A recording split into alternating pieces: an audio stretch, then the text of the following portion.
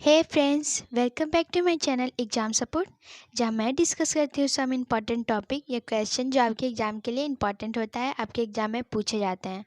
तो आप आने वाले एग्ज़ाम की तैयारी कर रहे हो तो ये वीडियो आपके लिए बहुत ही इम्पॉर्टेंट होने वाला है। तो आइए देखते हैं कि आज का इम्पॉर्टेंट टॉपिक क्या है।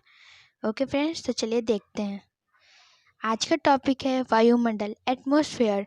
इस रिलेटेड मैं आपको क्वेश्चन करवाऊंगी जो आपके एग्ज़ाम में पूछे जाते हैं। तो आप मेरे साथ इस वीडियो में लास्ट तक बने रहना फ्रेंड, और मेरे चैनल को सब्सक्राइब करना, बेल आइकन को प्रेस करना। ओके फ्रेंड, तो चलिए देखते हैं। तो सबसे पहले मैं बताऊंगी एटमॉस्फेयर क्या है, वायुमंडल क्या है। तो वायुमंडल है फ्रेंड, पृथ्वी के चारों ओर से घिरे वायु या गैस के आवरण को वायुमंडल कहते हैं। या यूँ समझिए कि हमारे पृथ्वी पे जितने भी गैस है उससे हमारी पृथ्वी, हमारी अर्थ घिरी हुई है, जिसे हम वायुमंडल कहते हैं। वायुमंडल में बहुत सारी गैसें पाई जाती है, जैसे कि स्थल मंडल है, जल मंडल है। वैसे ही वायुमंडल भी हमारी पृथ्वी का एक बहुत ही महत्वपूर्ण भाग है, महत्वपूर्ण हिस्सा है। ओके फ्रेंड्स, तो आपको याद रहेगा वायुमंडल आपने पढ़ा ही होगा। बस ये एक क्विक रिवीजन है। आप अच्छे से पढ़ाई करो और एग्ज़ाम में अच्छा से अच्छा करो। ओके फ्रेंड, तो चलिए देखते हैं। तो वायुमंडल में जैसे कि बताया कि वायुमंडल में बहुत सारी गैसें पाई जाती है। वो गैसें क्या क्या है, कितनी परसेंट है, ये आपके एग्ज़ाम में पूछ देता है, तो उसके बारे में बताऊंगी। ओके, नेक्स्ट, वायुमंडल में महत्वपूर्ण गैसें पाई जाती है। ये गैसें हमारे लिए बहुत इम्पॉर्टेंट होती है। पृथ्वी के वायुमंडल में बहुत सारी गैसें पाई जाती है जो कि बहुत ही ज़रूरी होती है। जैसे पौधों के जीवित रहने के लिए कार्बन डाइऑक्साइड की ज़रूरत होती है, और जानवरों तथा अन्य प्राणियों को जीवित रहने के लिए ऑक्सीजन की ज़रूरत होती है। तो वैसे ही मैं बताऊंगी आपको कितने कितने परसेंट होती है। तो नाइट्रोजन है जो कि सबसे अधिक पाई जाती है, जो कितने परसेंट है, ये 78% है। ये आपके एग्जाम में पूछता है। ओके फ्रेंड, ऑक्सीजन है जो कि 21% है। ओके फ्रेंड, आर्गन है जो कि 0.93% है। कार्बन डाइऑक्साइड है जो कि 0.03% है। अन्य गैसें 1% है। वायुमंडल में जलवाष्प की मात्रा 5% तक होती है फ्रेंड, तो याद रखिएगा ये, वायु में जलवाष्प की मात्रा 5% तक होती है। ओके फ्रेंड, तो ये इतनी गैसें हैं जो कि हमारे वायुमंडल में बहुत पाई जाती है, और ये हमारे लिए बहुत ही ज़रूरी है। ओके फ्रेंड, नेक्स्ट चलते हैं। नेक्स्ट है वायुमंडल की परतें। वायुमंडल में उसके ऊंचाई के आधार पर परतें हैं, जो कि जैसे कि है, पहला है क्षोभ मंडल, दूसरा है समताप मंडल, तीसरा ओजोन मंडल, चौथा आयन मंडल, एंड पांचवा ताप मंडल। ओके फ्रेंड्स, तो हम एक एक करके इनके बारे में पढ़ेंगे। तो पहला है क्षोभ मंडल, जो कि यह पृथ्वी के वायुमंडल की सबसे निचली परत है, जिसकी ऊंचाई लगभग पृथ्वी से 7 से 20 किलोमीटर की ऊंचाई तक होती है, और सारे मौसम घटनाएं होती है इसी परत के अंदर होती है फ्रेंड। तो याद रखिएगा क्षोभ मंडल के बारे में, सारे मौसमी घटना इसी परत में होती है। और जो क्षोभ मंडल और सप्ताह मंडल को अलग करता है उसे ट्रोपोपोज कहते हैं, यानी कि क्षोभ सीमा कहते हैं। क्षोभ सीमा जो कि क्षोभ मंडल और समताप मंडल को अलग करने वाली सीमा को बोलते हैं। ओके फ्रेंड, तो याद रखिएगा। नेक्स्ट है समताप मंडल। समताप मंडल जो कि क्षोभ मंडल के ठीक ऊपर पाई जाती है। इसकी ऊंचाई लगभग पृथ्वी से 50 किलोमीटर तक फैली हुई होती है। इस परत में वायुमंडल जेट विमान को चलाई जाती है, क्योंकि ये परत उसके लिए बहुत ही अनुकूल है, और इसमें कोई मौसम घटनाएं नहीं होती है। इसी कारण इसी परत में मतलब वायुयान या जेट विमानों को चलाई जाती है। ओके फ्रेंड, इसी परत में ओजोन परत भी पाई जाती है। ओजोन जो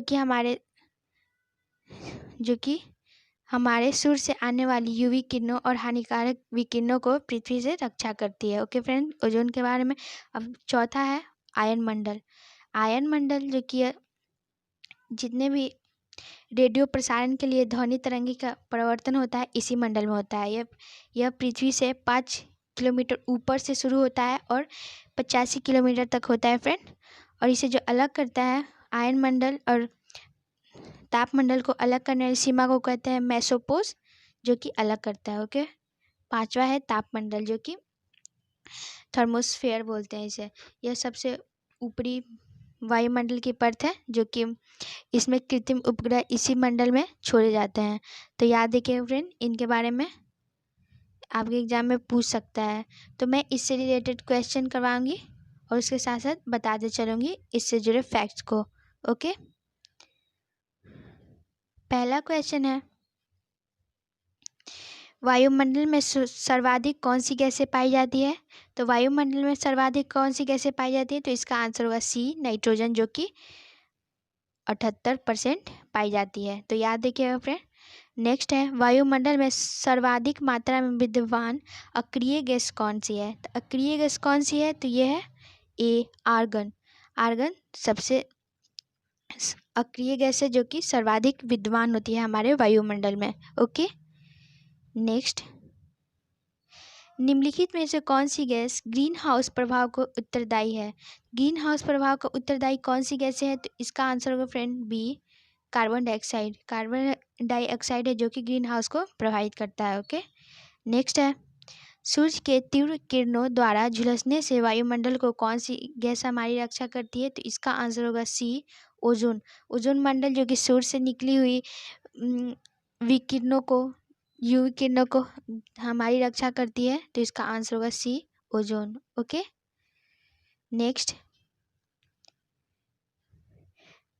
भूपृष्ठ से परिवर्तित अवरक्त विकिरण के अवशेष द्वारा भू वायुमंडल के तापमान में वृद्धि को प्रक्रिया को क्या कहते हैं? तो इसका आंसर होगा फ्रेंड सी, ग्रीन हाउस प्रभाव, इसी को कहते हैं फ्रेंड। तो याद रखिएगा। और इसे कौन प्रभावित करता है, कौन सी गैस? तो इसे कार्बन डाइऑक्साइड प्रभावित करता है। ओके फ्रेंड, तो याद रखिएगा। नेक्स्ट है, वायुमंडल को क्षोभ मंडल, समताप मंडल आदि परतों में विभाजित करने वाले मुख्य आधार क्या है? तो इसका आंसर होगा ए, तापमान। तापमान है जो कि क्षोभ मंडल और समताप मंडल आदि परतों को विभाजित करने का मुख्य आधार है। ओके, नेक्स्ट क्वेश्चन, क्षोभ मंडल की धरातल से औसत ऊंचाई लगभग कितनी है? तो औसत ऊंचाई पूछता है, तो इसका आंसर होगा बी, 14 किलोमीटर। ओके फ्रेंड, तो याद रखिएगा 14 किलोमीटर। नेक्स्ट है, निम्नलिखित में से किस मंडल को संवहन मंडल भी कहा जाता है? तो इसका आंसर होगा फ्रेंड ए, क्षोभ मंडल को संवहन मंडल भी कहते हैं। ओके फ्रेंड्स, तो याद रखिएगा। नेक्स्ट है, क्षोभ मंडल की पृथ्वी से अधिकतम ऊंचाई कितनी है? तो इसका आंसर होगा फ्रेंड डी, जैसे कि मैंने बताया 18 किलोमीटर ये पृथ्वी से ऊंचाई पर है। ओके फ्रेंड, नेक्स्ट है, क्षोभ मंडल वायुमंडल का सबसे तप्त परत है, क्यों? क्योंकि इसका आंसर है सी, क्योंकि यह पृथ्वी के पृष्ठ से तप्त होता है। ओके फ्रेंड, तो इसका आंसर होगा सी। नेक्स्ट, क्षोभ मंडल एवं समताप मंडल के बीच स्थित संक्रमण क्षेत्र को क्या कहा जाता है? तो मैंने बताया फ्रेंड, क्षोभ मंडल या समताप मंडल को अलग करने वाली सीमा जो होती है उसे क्षोभ सीमा कहते हैं, जिसे कहते हैं ट्रोपोपोज कहते हैं। तो ये आपके एग्जाम में पूछ सकता है कि दोनों को अलग करने वाली सीमा कौन सी है? तो क्षोभ सीमा, जिसे ट्रोपोपोज कहते हैं। तो याद रखिएगा फ्रेंड्स। नेक्स्ट है, पृथ्वी के वायुमंडल में सर्वाधिक घनत्व कहाँ पर होता है? तो इसका भी आंसर होगा ए, क्षोभ मंडल। क्षोभ मंडल में सर्वाधिक घनत्व पाए जाते हैं। नेक्स्ट है, वायुमंडल के किस सतह में तापमान में बहुत अधिक उतार चढ़ाव नहीं होता है? तो इसका आंसर होगा फ्रेंड ए, समताप मंडल। जैसे कि मैंने बताया, समताप मंडल में तापमान के अधिक उतार चढ़ाव नहीं होता, यहाँ पर कोई मौसम घटनाएं भी नहीं होती। इसीलिए यहाँ पे विमानों तथा जेट यानों को उड़ने के लिए अनुकूल माना जाता है। इसीलिए समताप मंडल में ये सारी चीज़ें उड़ाई जाती है। ओके फ्रेंड, तो याद रखिएगा। नेक्स्ट है, निम्नलिखित में से वायुमंडल के कौन सी परत सूर्य के परावैंगनी किरणों से हमारी रक्षा करते अवशोषित करता है? तो इसका आंसर होगा फ्रेंड डी, ओजोन मंडल। ओजोन मंडल जो कि सूर्य से आने वाली परावैंगनी किरणों से हमारी रक्षा करता है, इसे अवशोषित कर लेता है ओजोन मंडल। इसका आंसर होगा डी। ओके, नेक्स्ट, वातावरण की वह परत जो रेडियो तरंगों को परिवर्तित करती है कौन सी है? तो इसका आंसर होगा फ्रेंड ए, आयन मंडल। आयन मंडल में रेडियो तरंगों को परावर्तित करती है। ओके फ्रेंड, तो इसका आंसर होगा ए, आयन मंडल। नेक्स्ट है, संचार उपग्रह किस वायुमंडलीय स्तर में स्थित होती है? तो इसका भी आंसर होगा फ्रेंड्स आयन मंडल, सी, आयन मंडल में संचार उपग्रह को किस वायुमंडल स्तर में स्थित होती है? संचार उपग्रह स्थित होती है। ओके फ्रेंड, तो याद रखिएगा, इंपॉर्टेंट है। नेक्स्ट, वायुमंडल में ओजोन स्तर के अवक्षय का कारण निम्नलिखित में से कौन सा रसायन है? तो किस रसायन के कारण हमारी जो ओजोन लेयर है वहाँ पे छिद्र होने लगी है, जिसके कारण सूर्य के परावैंगनी किरण हमारी धरती पर आने लगी है? तो उसका कारण है डी फ्रेंड, क्लोरोफ्लोरोकार्बन। यह क्लोरोफ्लोरोकार्बन के कारण हमारे ओजोन लेयर में जो छिद्र है उसी कारण हम पृथ्वी की जितने भी किरण है, परावैंगनी किरण, वो हमारी धरती पर आ रही है। तो इसका कारण है क्लोरोफ्लोरोकार्बन। तो याद रखिएगा, आपके एग्जाम में पूछ सकता है। ओके फ्रेंड, नेक्स्ट है, हवाई जहाज प्रायः किस मंडल में उड़ाई जाती है? तो मैंने बताया फ्रेंड, इसका आंसर होगा बी, समताप मंडल। ओके फ्रेंड, तो याद रखिएगा। नेक्स्ट है, पृथ्वी के सतह से सबसे दूर वायुमंडलीय परत कौन सा है? तो सबसे दूर कौन सा है? तो इसका आंसर होगा फ्रेंड डी, वही मंडल जो कि पृथ्वी की सतह से सबसे दूर है, जो कि सबसे वायुमंडल के सबसे ऊपरी या कहूँ पृथ्वी की सबसे दूर पाई जाने वाली है। तो इसका आंसर होगा डी। ओके फ्रेंड, नेक्स्ट है, वायुमंडल में सबसे ज़्यादा ओजोन का सहकेंद्र कहाँ है? तो इसका आंसर होगा फ्रेंड सी, समताप मंडल। मैंने बताया था फ्रेंड कि समताप मंडल का सहकेंद्र, समताप मंडल में ही ओजोन का सहकेंद्र है। ओके फ्रेंड, नेक्स्ट, वायु दाब प्रायः सर्वाधिक होता है जब वायु क्या? तो वायु जब ठंडी तथा शुष्क होती है तब वायु दाब प्रायः सर्वाधिक होता है। ओके फ्रेंड, अब ये वायु दाब क्या है? तो मैं बताऊंगी वायु दाब के बारे में। तो वायु अपने भार के आधार पर पृथ्वी के सतह पर एक दबाव डालती है। तो पृथ्वी की सतह पर दबाव डालती है फ्रेंड, जिसके कारण वायु दाब होता है, जिसे वायु दाब कहते हैं। वायु दाब, तो क्वेश्चन बोल रहा है वायु दाब प्रायः सर्वाधिक कब होती है? जब ठंडी और शुष्क होती है। ओके फ्रेंड, याद रखिएगा, आपके एग्जाम में पूछे जा सकते हैं। नेक्स्ट है, समुद्र तल पे वायु दाब कितना होता है? तो समुद्र तल पे सबसे इम्पोर्टेंट ये समुद्र तल के बारे में पूछता है कि वायु दाब कितना होता है। तो इसका आंसर होगा डी, इसका आंसर होगा डी फ्रेंड, 1034 ग्राम प्रति वर्ग सेंटीमीटर होता है। ओके फ्रेंड, तो याद रखिएगा। नेक्स्ट, ये लास्ट क्वेश्चन है फ्रेंड। तो पृथ्वी तथा बाह्य अंतरिक्ष के बीच अंतिम रेखा को क्या कहते हैं? तो इसका आंसर होगा डी, मैग्नेटोपोज। मैग्नेटोपोज है जो कि पृथ्वी तथा बाह्य अंतरिक्ष के बीच अंतिम रेखा है। ओके फ्रेंड, तो याद रखिएगा, ये थे आपके 20 क्वेश्चन जो आपके एग्जाम में पूछे जा सकते हैं।